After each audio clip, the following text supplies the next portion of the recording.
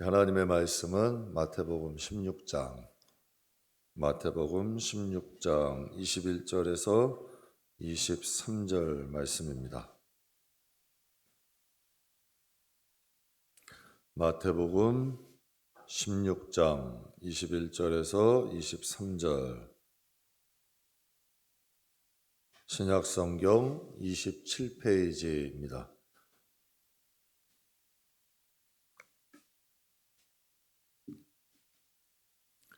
다 찾으셨으면 우리 함께 봉독하겠습니다. 이때로부터 예수 그리스도께서 자기가 예루살렘에 올라가 장로들과 대제사장들과 서기관들에게 많은 고난을 받고 죽임을 당하고 제3일에 살아나야 할 것을 제자들에게 비로소 나타내시니, 베드로가 예수를 붙잡고 항변하여 이르되 주여 그리 마옵소서, 이 일이 결코 죽게 미치지 아니하리이다. 예수께서 돌이키시며 베드로에게 이르시되 사탄아, 내 뒤로 물러가라. 너는 나를 넘어지게 하는 자로다. 내가 하나님의 일을 생각하지 아니하고 도리어 사람의 일을 생각하는도다 하시고. 아멘. 영이 자라면 고난은 작아진다 라는 제목으로 함께 은혜를 나누겠습니다. 영이 좀 자라면 자랄수록 고난은 비례해서 작아진다. 이 세상에 고난과 아픔 좋아하는 사람 있을까요? 아무도 없어요. 저도 안 좋아합니다. 그러나 고난과 아픔 없이 살아가는 사람은 있나요? 없습니다. 누구나 다 고난과 아픔이 있습니다. 삶을 살아가는 데에는 필수죠. 고난과 아픔이 없는 사람은 없어요. 그런데 이 고난이 꼭 나쁜 것만은 아닙니다. 고난이 주는 유익도 있어요. 우리가 무엇이 있을까요? 고난을 통해 알 수 있는 유익한 게, 첫 번째는 좀 인생을 알게 되죠. 인생이란 걸. 눈물의 빵을 먹어본 사람만이 인생을 논할 수 있다 그래요. 그러니까 고난을 겪어본 사람과 그렇지 않은 사람은 지금 인생의 그 사람의 좀 깊이가 다릅니다. 그러니까 고난을 좀 통과한 사람은 리더가 될 수 있죠. 그러니까 고난을 좀 잘 통과한 사람은 리더가 될 수 있어요. 모세에게 광야의 40년은 모세에겐 고생이죠. 고난이에요. 그런데 이스라엘 백성에겐 축복이죠. 모세가 고난이었지만 이스라엘 백성에게는 축복이에요.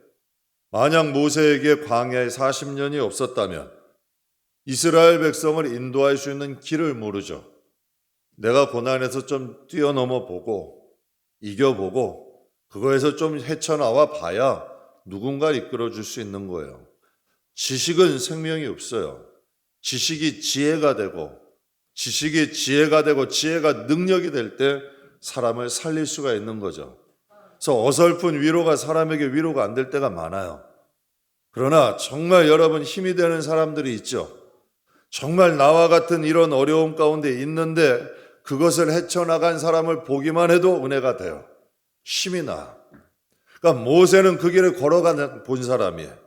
40년 동안 미디안 강야를 가본 사람이니까 이스라엘 백성들에게는 힘이 되는 거죠. 그러니까 하나님께서 그 길을 먼저 가게 하셨어요. 그리고 만약에 모세가 그 길을 가지 않았으면 이스라엘 백성들 맨날 판단하고 정죄하고 모세가 먼저 시험이 들었을 거예요. 내가 여러분 판단하고 정죄한다는 건 이해를 못하겠다는 뜻이에요. 내가 담을 수 없으니까 판단하는 거고 담지 못하니까 정죄하는 거예요. 이스라엘 백성들 우리가 출애굽기 은혜 나누지만 정말 답답해요. 복장 터져요. 하나님이 그렇게 은혜를 주셨는데 어떻게 저럴 수 있을까? 전 모세가 너무 존경스러워. 어떻게 그들이 범죄하니까 저들을 용서하지 않으시면 내 이름을 생명책에서 지워주세요. 어떻게 이런 기도가 나올 수 있을까요? 여러분 하나님 너무 지긋지긋하게 힘들게 하면 그 마음에서 놓아버리는 경우도 많잖아요. 그런데 어떻게 모세 같은 사람이 있을 수 있을까? 미디안 광야의 40년이 모세를 만든 거예요. 그러니까 그들을 품을 수가 있는 거죠. 하나님께서 솔로몬에게 이런 축복을 주셨어요. 너는 바다를 품을 수 있는 모래 같은 마음을 주겠다. 너는 바다의 모래 같은 넓은 마음을 주겠대요. 이게 무슨 뜻이에요? 바다의 모래가 바다를 담잖아요. 그런 넓은 마음을 주겠다는 거예요. 나이는 어려요.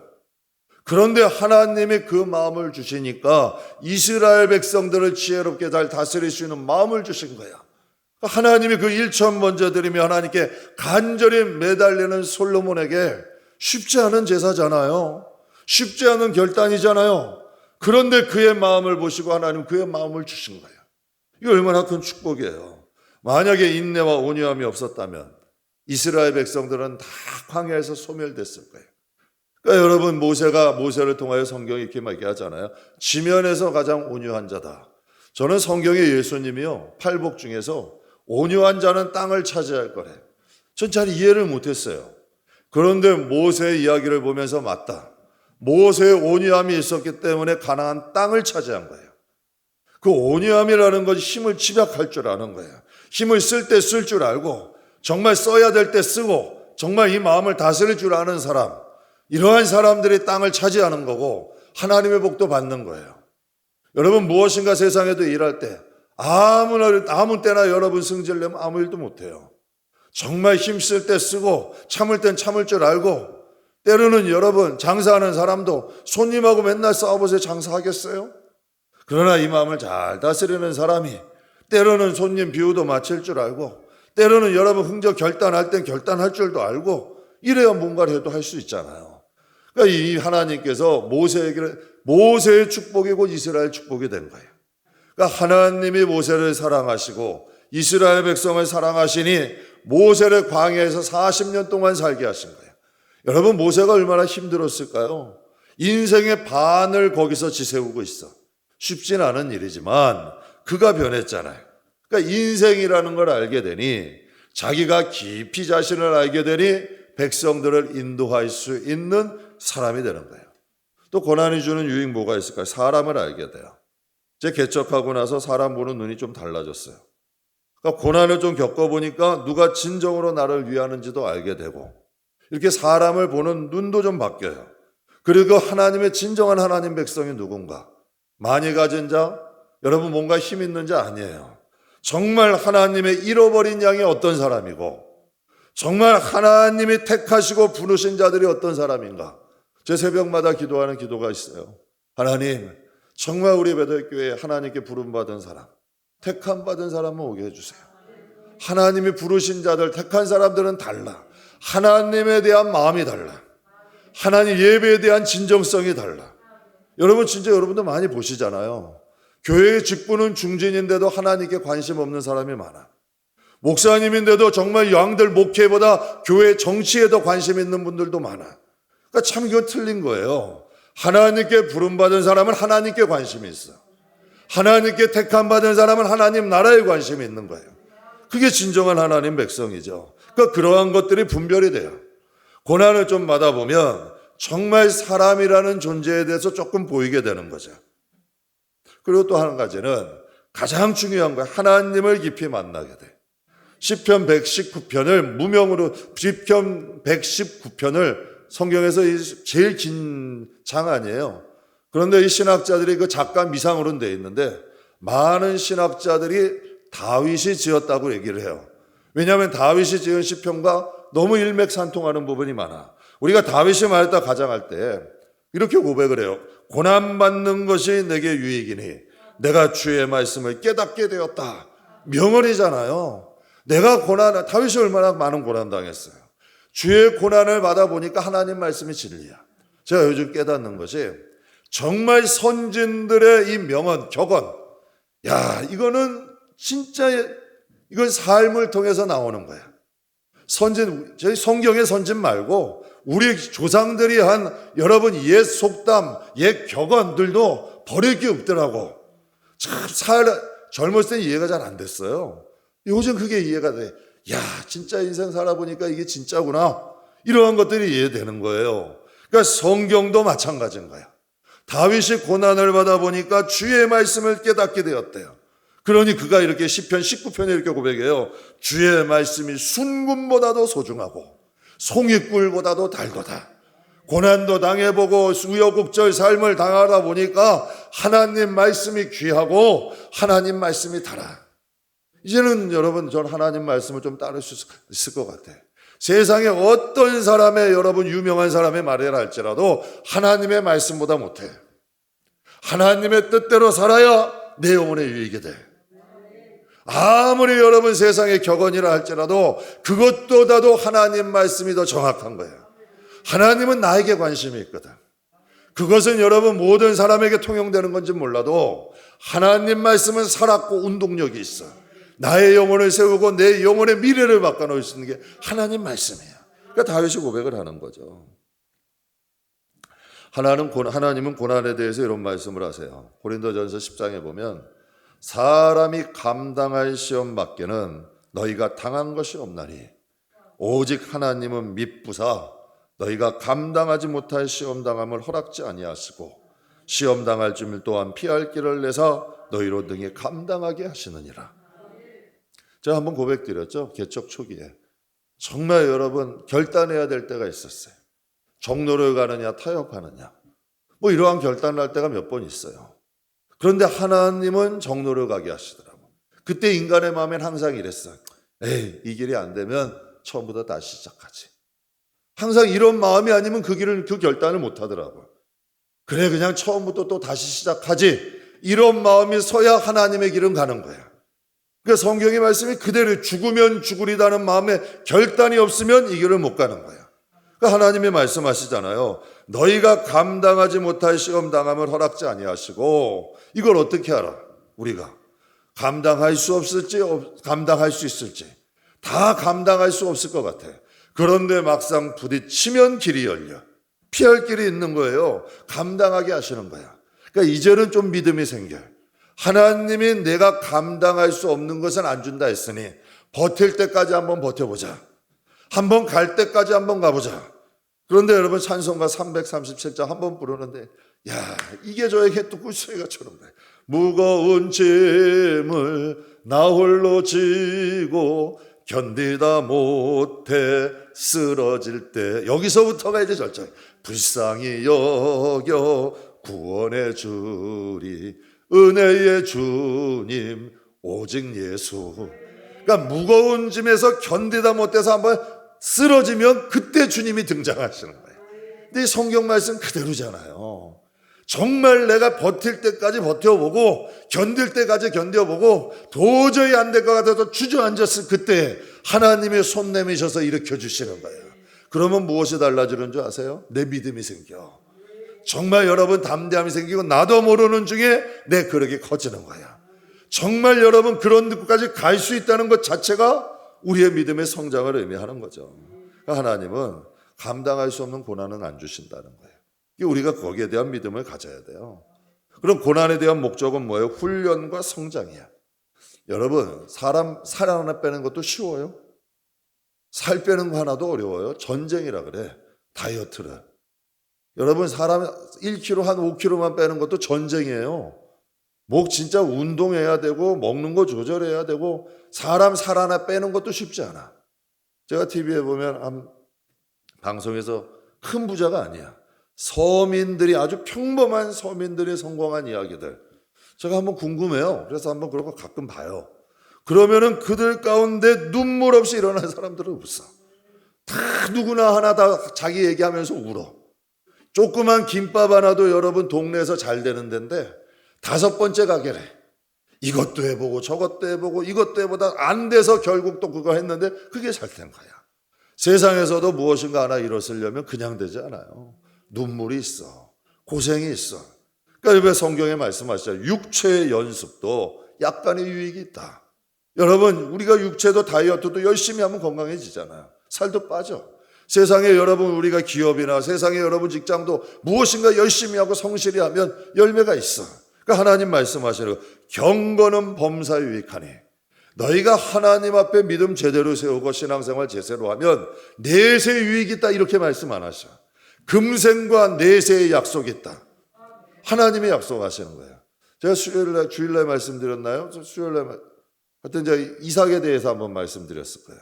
새벽에 말씀드린 것 같네요. 이삭이 우물을 파는데 4번을 뺏겼어요. 블레셋 사람들 그랄 목자들에게 우물만 파면 빼앗아 가는 거야. 우물을 파놓으면 흙으로 덮어놓는 거예요. 그러니 여러분, 우물은 생계야. 우물 파는 게 지금도 쉬워요? 쉽지 않아요. 그 우물 파놓으면 흙으로 와서 덮어놔. 그래서 다른 데 가서 또 파. 그랬더니 또 뺏어. 그래가지고 5번째 정착한 거야. 그런데 하나님이 5번째 정착한 곳에 우물을 내셨는데 그곳을 르호봇이라 하셨어요. 너의 지경을 넓히셨다. 그 다음에는 그랄 목자도 무서워서 쫓아오질 못해. 저건 뭔가 좀 이상하다. 그랄 목자 그들도 우물을 팠지만 안 되는데 저는 가는 곳마다 우물을 파니까 물이 샘을 돋는 거야. 그러니까 더 이상 건드리지도 않아. 그런데 하나님이 억울함 가운데서 옮겨서 간 그곳이 하나님이 축복하신 그 땅이야. 이게 얼마나 놀라워요. 그러니까 하나님의 역사지. 그러니까 하나님이 아시는 거야. 눈물 없이 되는 일이 아니에요, 세상에도. 그러니까 우리의 신앙도 마찬가지야.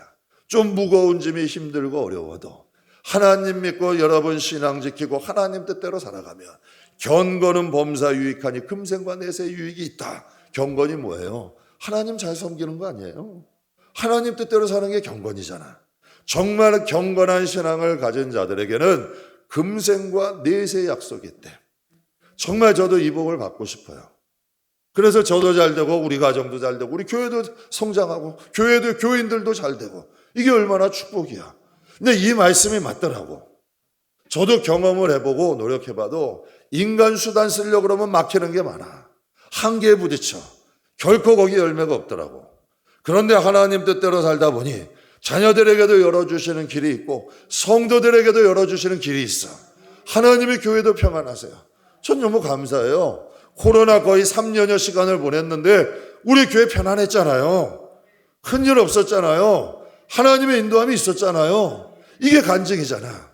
그러니까 우리가 주님 안에서 경건하게 하나님 잘 섬기고 우리가 하려는 거 다른 거 없죠. 예배되게 하고 정말 하나님의 뜻대로 한번 살아보자. 이게 우리의 목표 아니에요? 우리의 소원 아니에요? 그러고 하나님이 일하시는 거 한번 구경하는 거예요, 우리는.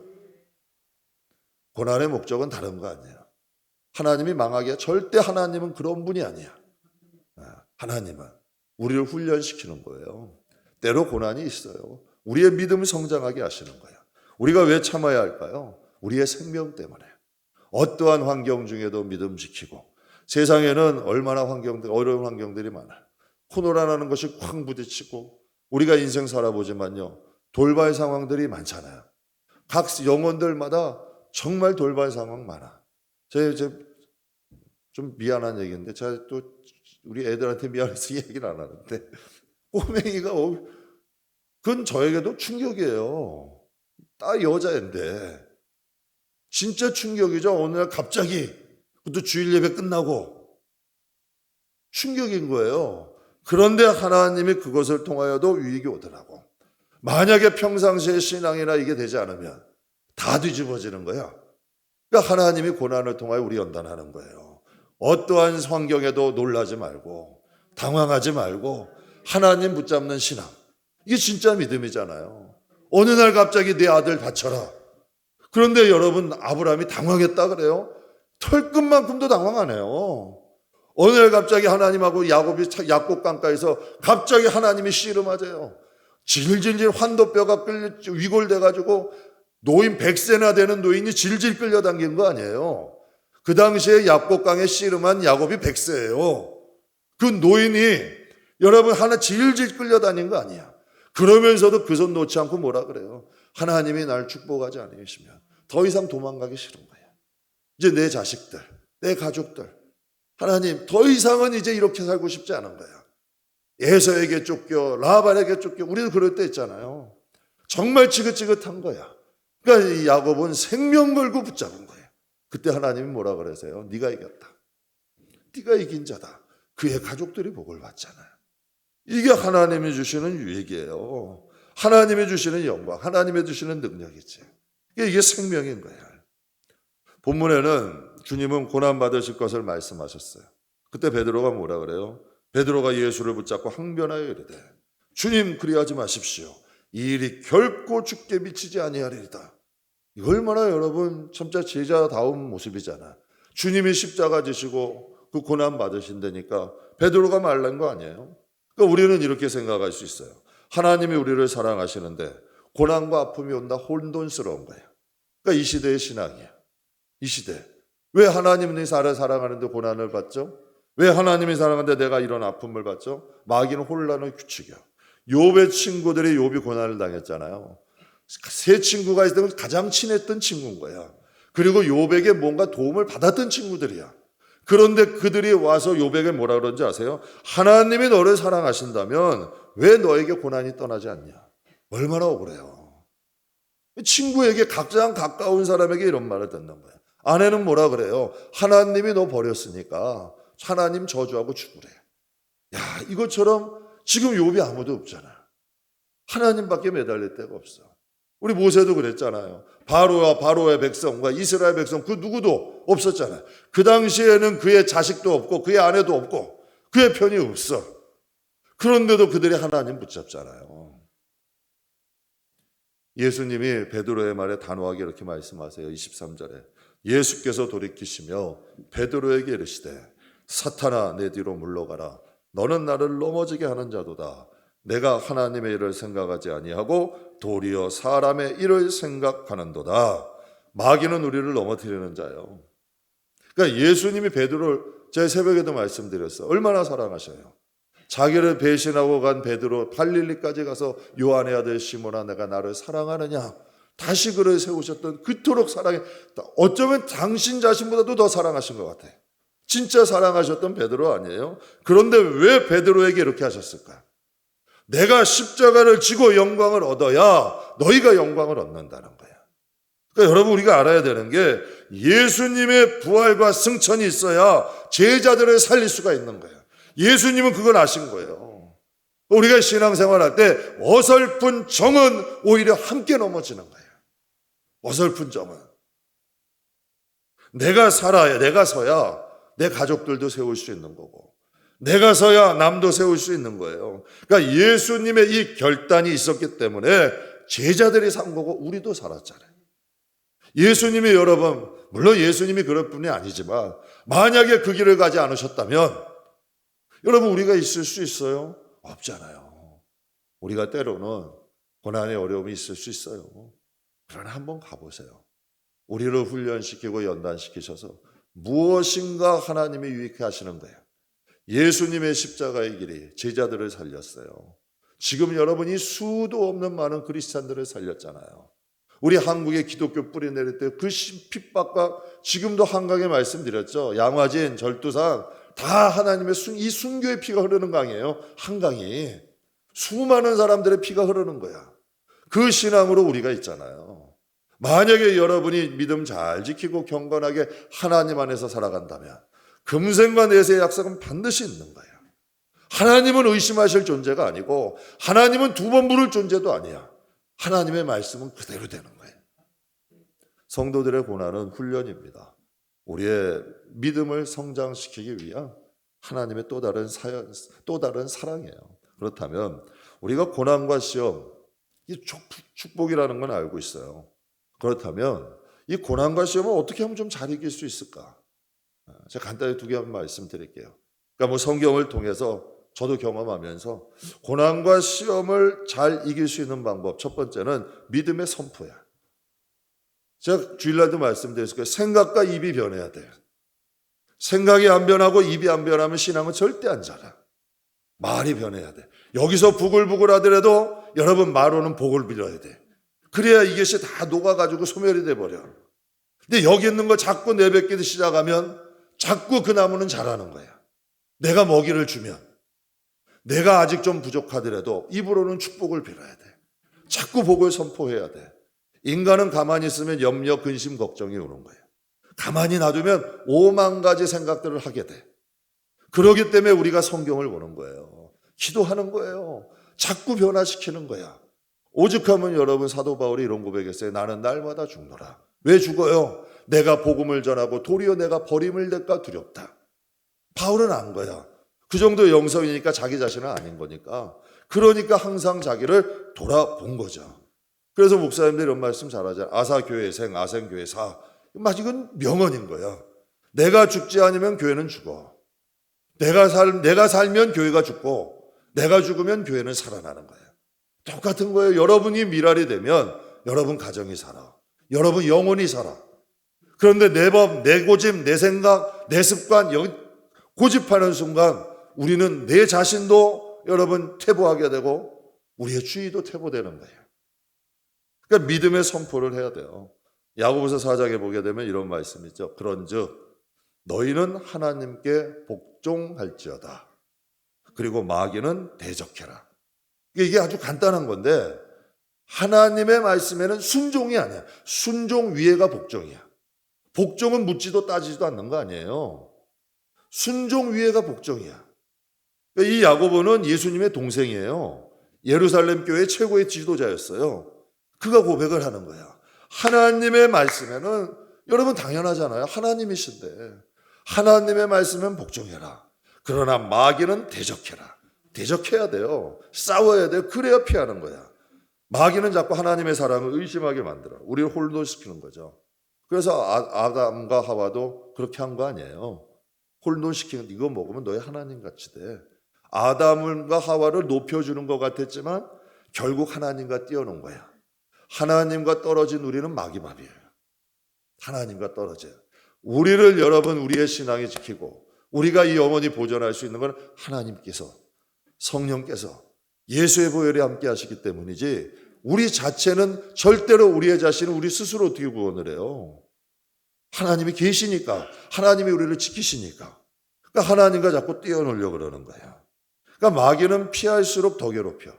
또 어떤 분들 그렇죠. 자꾸 피해 다녀. 여기저기 피해 다니고 누구 때문에 그분은 여러분 거의 100%야. 피하다가 인생 끝나는 거예요. 근데 대적하면 이기면 여러분 평화가 와. 참 희한한 거예요. 피하면 계속 피해야 돼. 그러면 여러분 인생 피하다가 끝나는 거야. 그러나 대적하고 싸우면 그 다음 단계로 또 올라가는 거예요. 이게 성장하는 거죠. 마귀를 대적하는 방법이 뭐 있을까요? 딴 거 없어요. 입술에 권세가 주셨잖아요. 믿음으로 선포하는 거예요. 하나님이 우리를 사랑하신다. 하나님이 우리를 축복하실 거다. 정말 힘들고 괴로워서 그냥 여러분 막 다운되더라도 이분 축복을 피셔야 돼요. 이게 이기는 거예요. 정말 이 마음에 우글부글하고 원수 같고 막 힘들고 그래도 이거 다 쏟아내면 안 돼. 그냥 하나님 앞에 정말 억울하고 힘들어도 에이 하나님이 날 복 주실 거야. 에이 하나님이 나를 축복하실 거야. 힘들고 막 억울해도 하나님이 나를 긍휼히 보실 거야. 다윗이 이랬잖아요. 압살롬과 그 아들과 그 결탁돼가지고 쫓겨날 때 여러분 시므이가 저주할 때도 다 하나님. 그런 다 하나님이야. 여러분 성경 한번 보세요. 그가 헛되게 남 원망하지 않아. 오직 하나님이야. 그러니까 모든 걸 하나님께 의탁을 하는 거죠. 그래서 성경의 로마서 10장 10절 우리 같이 한번 읽겠습니다. 사람이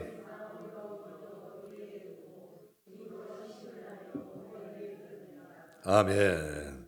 사람이 마음으로 믿어 의에 이르고 입으로 시인하여 구원의 역사가 일어나는 거예요. 그러니까 힘들고 어려울 때 한번 해보세요. 자꾸 선포 한번 해보세요. 그러면 그때 승리의 그 기쁨이 있어. 승리의 기쁨. 또 하나님이 주신 은혜가 있어. 그래서 우리의 입술에는 복과 화가 같이 있잖아. 우리의 선택이야. 그러니까 여러분이 무엇을 하느냐, 내가 어떤 생각을 갖느냐도 여러분의 선택이고 내가 어떤 말을 하느냐도 여러분의 선택이야.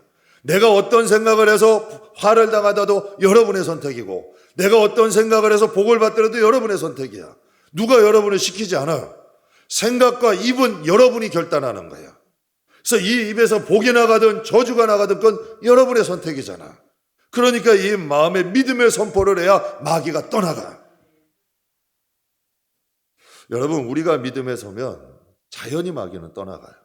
어떤 분들이 예수 이름으로 떠나라 하고 마귀 좋아하는 거예요. 웃어요. 웃는다니까. 성경에도 나오잖아요.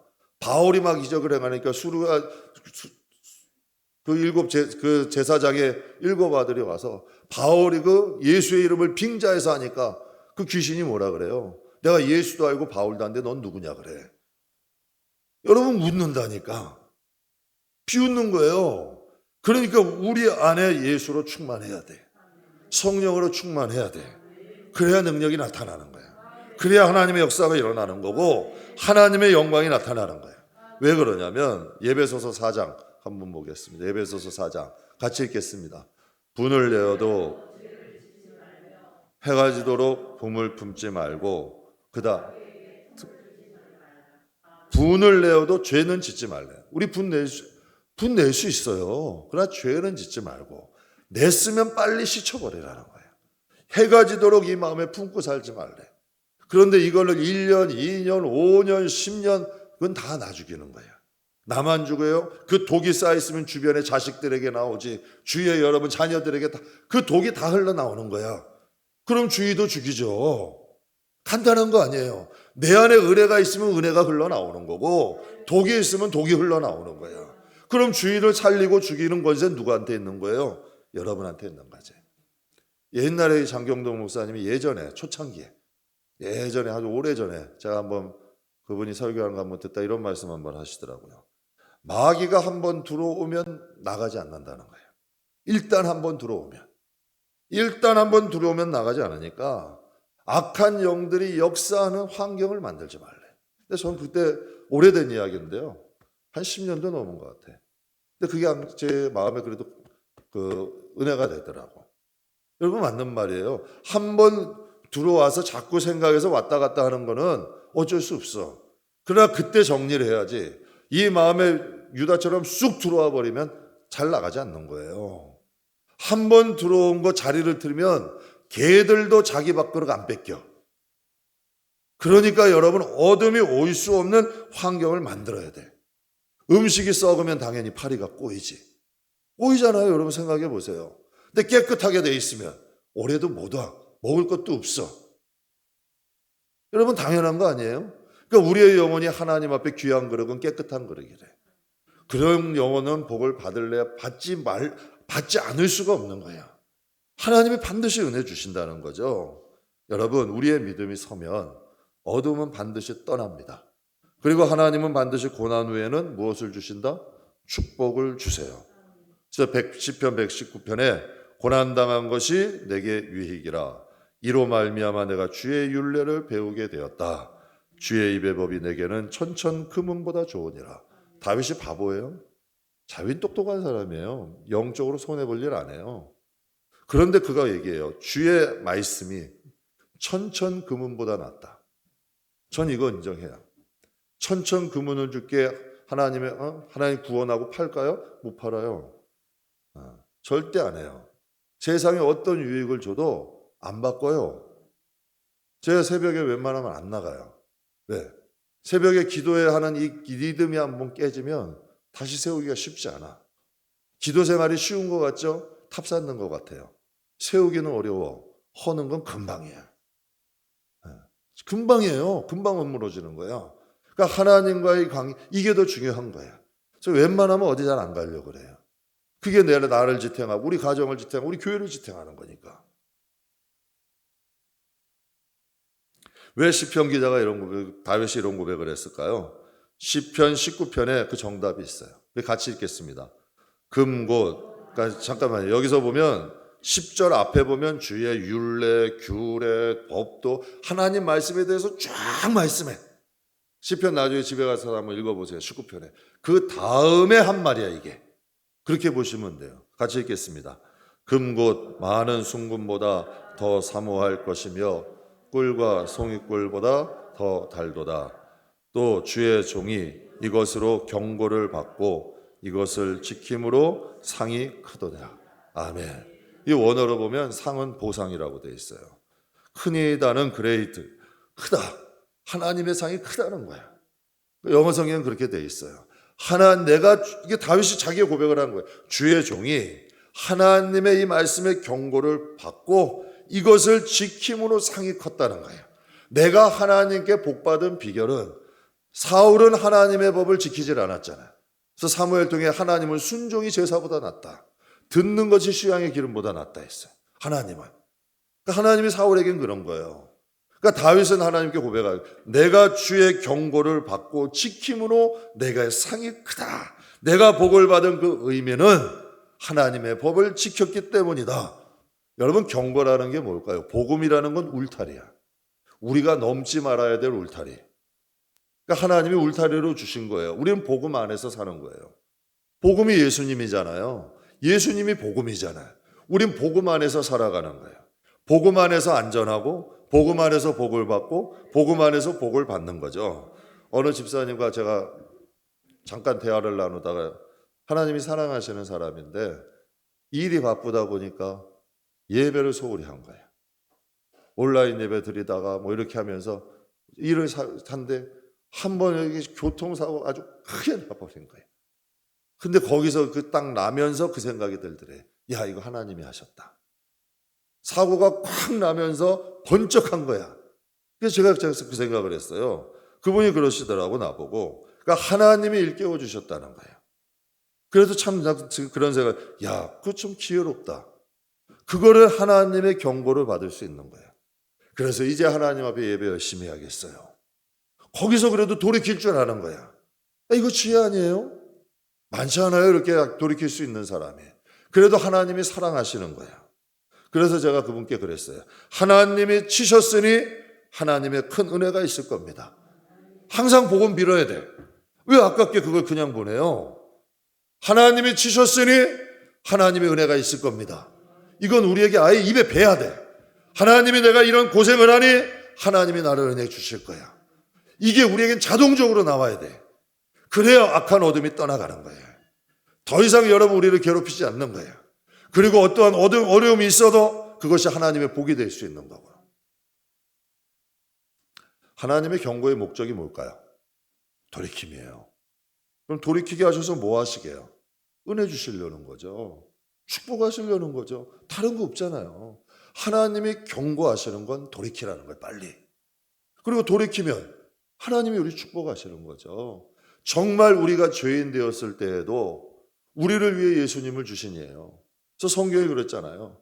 우리를 위해 독생자도 아끼지 아니하신 그이가 또 우리를 위하여 얼마나 좋은 걸 주시겠냐는 거예요.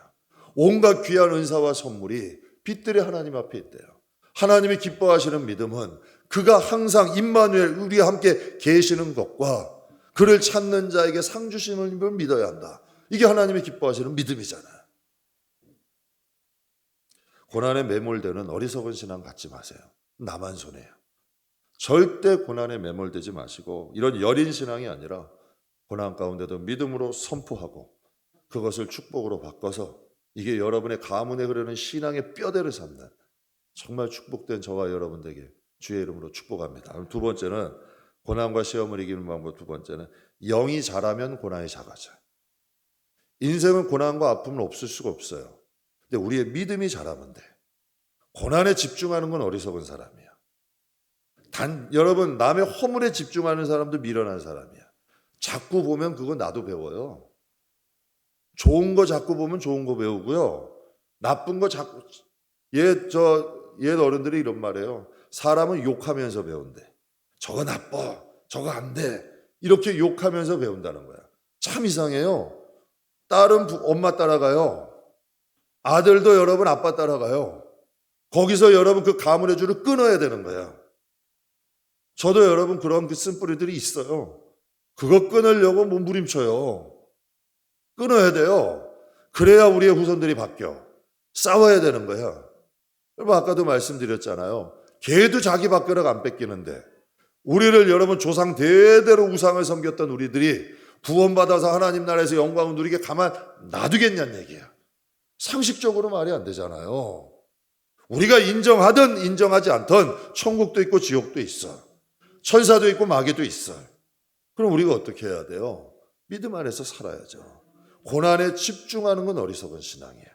그래서 믿음과 신앙에 집중해야 돼요. 오늘도 새벽에 말씀드렸어요. 감사는 자체가 축복이에요. 감사는 뭔가를 주셔서 감사하는 게 아니라 하나님, 어떤 분은 그러셨어요. 길을 가다가 여러분 예전에는 대문이 좀 낮았어요.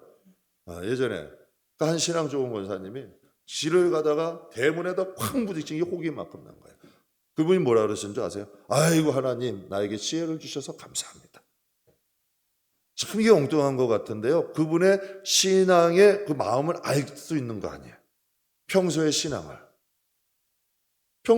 알 수 있는 거예요. 고난에 집중한 게 아니라 하나님께 집중을 해야 돼. 그게 지혜로운 신앙이에요. 똑같이 1cm의 상처라도 생쥐에게 난 1cm의 상처는 죽음에 이를 수 있어요. 그러나 사람에게 1cm 상처는 약 바르면 나요. 시간 지나면. 코끼리에게 1cm 상처는 아무것도 아니에요. 그냥 의미 없어요. 그러니까 여러분, 고난이 문제가 아니라 크기가 문제야. 그러니까 사이즈가 문제예요. 내가 커지면 고난은 상대적으로 작아지는 거예요. 그러니까 하나님이 때로는 우리의 고난 주시고 믿음 키우시는 거예요. 우리의 신앙 키우시는 거예요. 밀림의 왕자 사자, 우리는 이렇게 생각할 수 있어요. 저도 그렇게 생각했어요. 사자 누가 건드리겠어요? 그냥 여러분 절대적 존재니까 아무 대적도 없을 것 같아요. 근데 밀림이 저 동물의 왕국 제가 가끔 보는데요. 사자를 클로즈업에 쫙 했는데 이마에 여러분 그냥 상처투성이야. 상처투성이에요. 그거 보면서 생각했죠. 야, 이 세상에 고난의 자유로운 것은 없구나. 우리가 고난을 대처하는 우리의 자신의 모습을 보면 우리의 믿음이 보여요. 그걸 보면서 우리가 생각해야 돼요. 왜 이 고난을 주셨? 이건 어리석은 일이에요. 인생을 살아가는 데는 이 세상은 공중권세가 다스리는 세상이에요. 그렇기 때문에 고난이나 아픔은 없을 수가 없어. 그러나 우리의 믿음이 커지면 그 고난을 축복으로 바꿀 수 있어요. 아픔 가운데도 이길 수 있는 거예요. 그래서 하나님께서 바울에게 육체의 가시 3개가 있었다 했잖아요. 사탄의 사자래. 얼마나 괴로웠으면 고백해요. 그런데 하나님께서 바울에게 뭐라 그래요? 내 은혜가 내게 족하다. 근데 넌 바울이 더 기가 막혀. 그것을 기뻐해. 왜 기뻐했겠어요? 내가 지금 힘든 것보다 하나님이 나에게 더 큰 은혜를 주실 것을 믿었기 때문에 기뻐한 거예요. 근데 이런 똑같은 일을 워치마니도 여러분 중국의 유명한 복음 전파 전도자인데 워치마니에게도 그랬대요. 고난이 심했어요, 이분도. 그런데 양자강을 다 가서 꿈에 보여주시는데 큰 바위 덩어리가 하나 있대. 하나님께 그랬대요. 하나님이 그러시대. 거기에 길이 딱 막혀 있으니까 하나님이 그에게 그랬대요. 하나님이 내가 저 바위를 치워주랴 바위를 능가하실 은혜를 주랴. 하나님의 뜻은 뭘까요? 하나님은 우리의 짐을 가볍게 하는 게 하나님 뜻이 아니에요. 여러분 작은 짐을 짊어지시는 강한 등을 주시는 게 하나님의 뜻이에요. 이것도 축복이에요. 모세에게 여러분 모세가 그 여린 상태로 어떻게 이스라엘 백성을 인도하겠어요? 그러나 그에게 강한 등을 주시니 얼마나 수많은 사람을 살려요. 또 자기의 가족들도 유익하게 했잖아요. 우리가 요번에 은혜 나눴잖아요. 시내산 근처에서 2 아들하고 아내하고 장인하고 딱 얼마나 기뻤겠어요. 지난 날을 생각할 때 참 눈물로 날 일 많고 억울할 일도 많았지만 참 우여곡절 끝에 하나님이 시내산까지 다 가서 가족들과 재회하면서 얼마나 행복했냐는 얘기예요.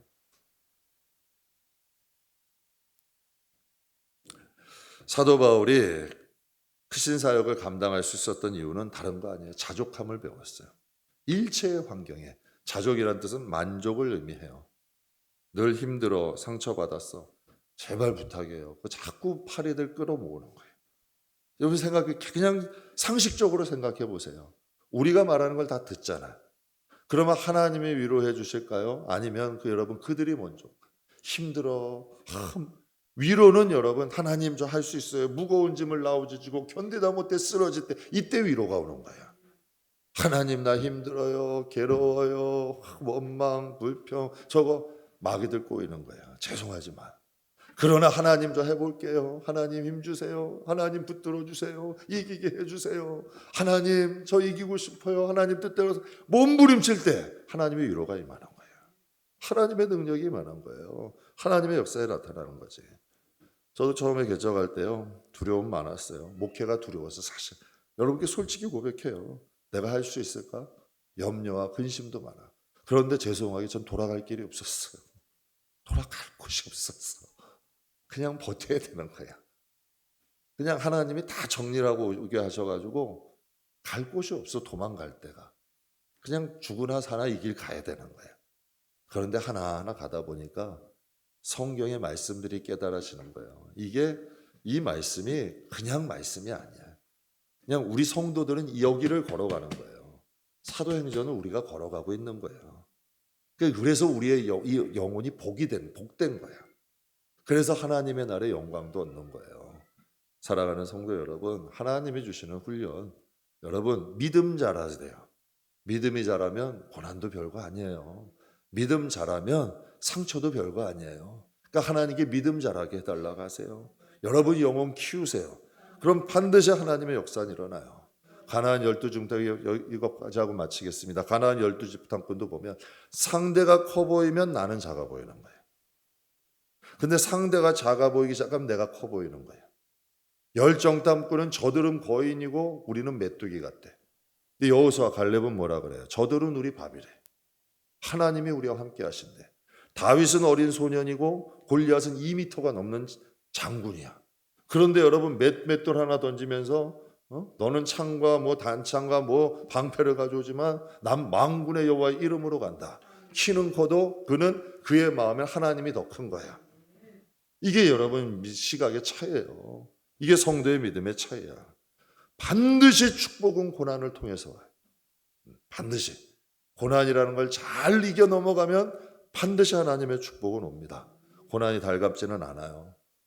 여러분 죄 때문에 고난 당하지 말고 사서 고난 당할 필요는 없어. 그런데 우리에게 다가오는 것들이 있어. 그런 건 피하지 마세요. 사서 당할 필요는 없어요. 사서 여러분 뭐 고행이라고 이건 할 필요가 없는 거예요. 그건 성경적인 게 아니야. 그러나 때로는 여러분 때로는 우리에게 다가오는 것들이 있어. 그런 것들은 이기세요. 그리고 하나님이 주시는 축복은 즐기세요. 그리고 그러한 고난이 오면은 그것도 이겨보세요. 그런 믿음도 커지고 우리의 영도 자라고 우리의 영도 강건해집니다. 꼭 기억하세요. 믿음으로 선포하시고 또 우리의 영이 자라면 고난도 이길 수 있고 고난도 축복으로 바꿀 수 있다는 걸 기억하시기 주의 이름으로 축복합니다.